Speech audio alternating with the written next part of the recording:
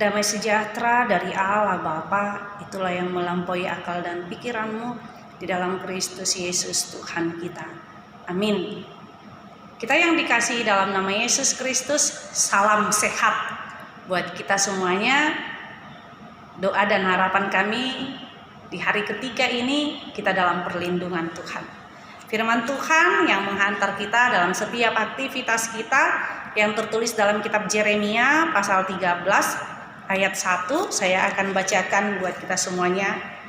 Beginilah firman Tuhan kepadaku, pergilah membeli ikat pinggang lenan, ikatkanlah itu pada pinggangmu, tetapi jangan kau celupkan ke dalam air. Demikianlah firman Tuhan.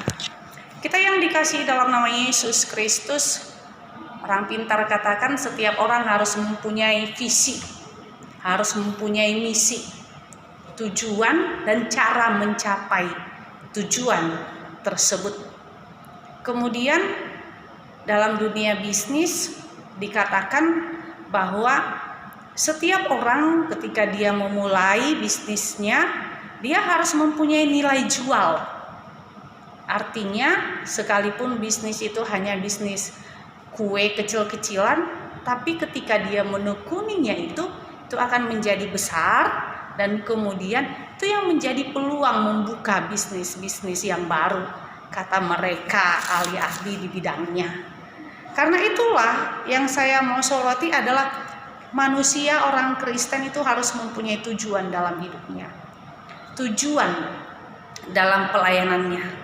Tujuan itu sendirilah yang mempunyai, yang bisa kita punya sehingga kita bisa menata hidup kita, kita bisa bergerak dengan semangat, kita bisa memulai hari kita dengan semangat yang daripada Tuhan. Karena itulah firman Tuhan kali ini katakan kepada Yeremia adalah belilah ikat pinggang lenan. Amanginang, ikat pinggang di sini bukan seperti ikat pinggang yang sering kita pakai. Tapi saya lihat kalau Amanginang pernah perhatikan ikat pinggang para pastor yang disebut dengan single. Jadi jubah mereka itu mereka ikat-ikat, kemudian ada talinya agak panjang. Tujuannya apa? Supaya mereka bergerak dengan luas, berjalan, supaya mereka bekerja dengan cepat. Karena itu firman Tuhan katakan kepada Yeremia, ya, belilah ikat pinggang supaya dia berjalan bekerja untuk memberitakan firman Tuhan.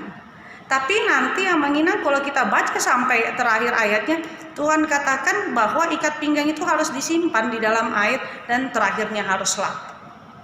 Demikianlah gambaran orang-orang yang tidak mau sigap di dalam hidupnya, yang tidak mau bergerak, yang tidak mau berjalan, yang tidak mau bekerja di dalam hidupnya, yang hidupnya hanya malas-malasan saja, yang hidupnya membuang waktu saja. Karena itu Tuhan mau katakan kepada kita, mari kita menjadi orang yang bergerak, berjalan di dalam hidup kita. Ketika kita berjalan, bergerak dalam hidup kita, di situ Tuhan akan melihat langkah kaki kita dan akan selalu menyertai kita. Biarlah damai sejahtera Allah menyertai kita hari ini sampai selama-lamanya. Amin. Kita bersatu dalam doa. Tuhan Yesus, kami serahkan langkah kaki kami, perjalanan kami, rencana kami hanya kepadamu. Biarlah roh Tuhan yang selalu menyertai kami. Inilah doa kami dalam nama Yesus Kristus, kami berdoa padamu. Amin. Anugerah Tuhan kita Yesus Kristus dan kasih Allah dan persekutuan Roh Kudus itulah yang menyertaimu. Amin.